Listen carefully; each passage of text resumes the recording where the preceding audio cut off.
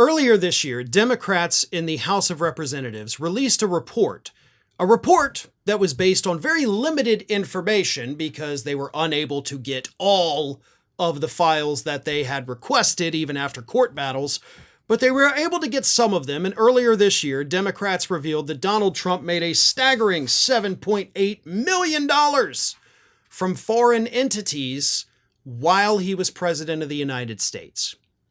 Well, this past week, on Friday, we got part 2 of that long-awaited report showing that, okay, we already told you what Donald Trump made from the foreign entities. Here is how much Donald Trump made from domestic entities, members of his own government, Secret Service agents, and of course, people seeking appointments to his administration or people seeking pardons. And it turns out that Donald Trump was making money hand over fist from all of these people who wanted to be a part of Trump world.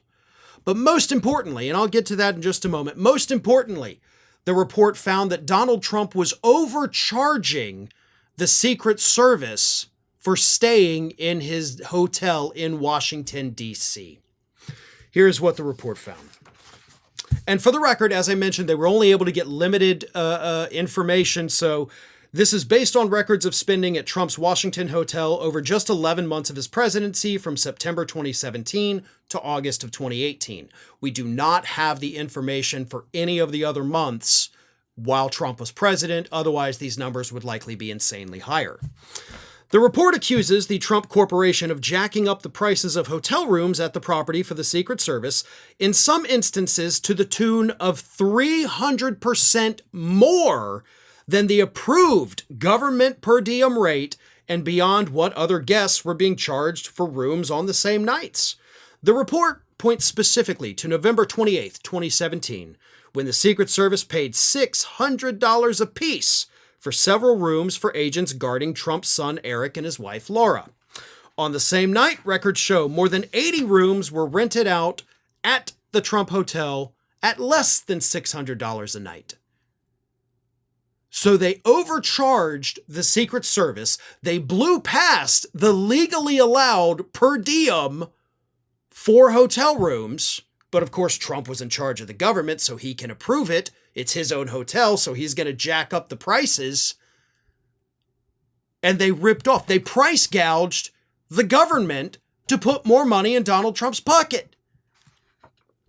In addition to the fees paid by the Secret Service, Democratic investigators say 8 U.S. ambassadors, 3 people Trump appointed to be federal judges, 2 state governors, a state legislative delegation, and a Trump cabinet secretary stayed and spent money at the Trump Hotel while they were serving as state or federal officials during the 11-month period the committee investigated.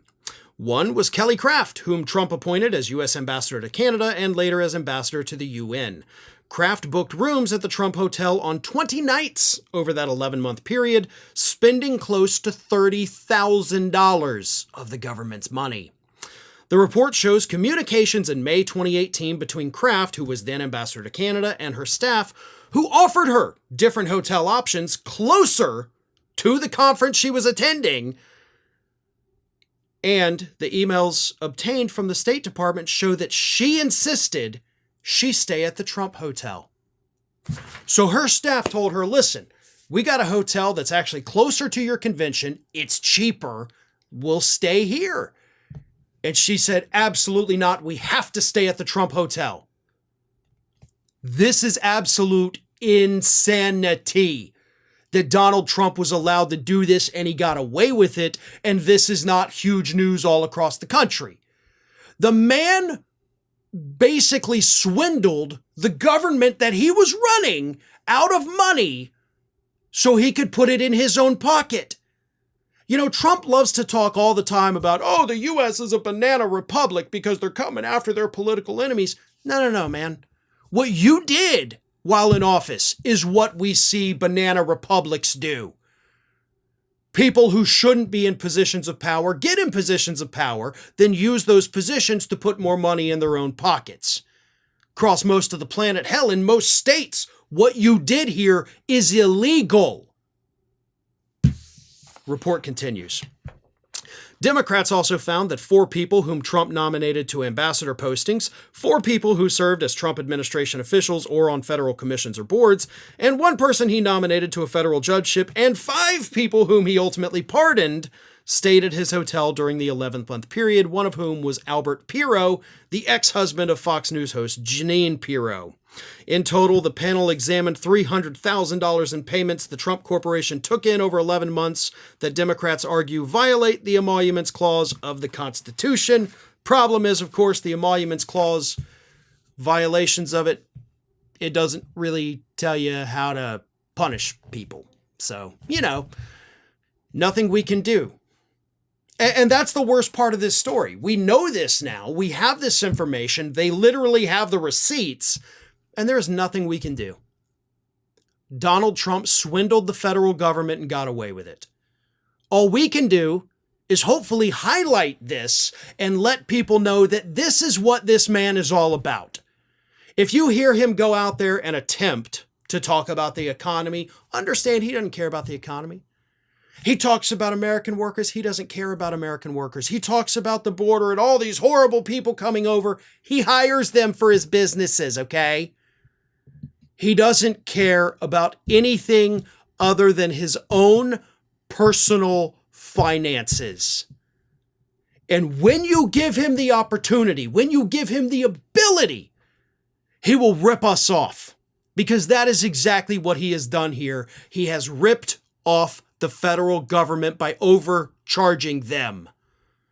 This should be a big investigation. Now, as I mentioned, in multiple states across the country, there are anti-price gouging laws. So, we only have the data for Donald Trump's DC hotel. If he did this at Mar-a-Lago, overcharging the Secret Service, it's illegal here in the state of Florida. Price gouging is illegal. Not that the Florida government, of course, is going to bring charges against him, but it's worth investigating.